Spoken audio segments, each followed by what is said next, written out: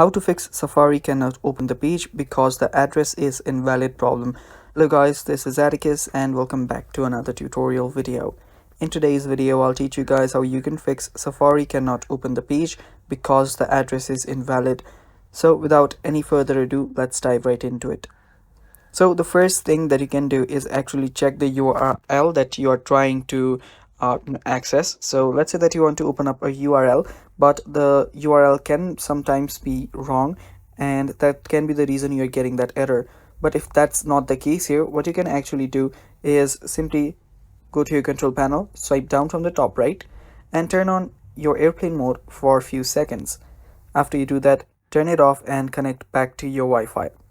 Doing that will reconnect you to a more stable internet connection, so you can just go back and try to open that page again. Now after you do that, what you can also do is head over to your settings. After you're on your settings, search for your Safari. For that, head over to the apps on the bottom, search for Safari, and after you find Safari, open it up. So it's right here, open Safari up, and after you're on Safari, scroll down, and there you will see an option where you can clear history and website data. Tap on it and clear up your history and mobile data.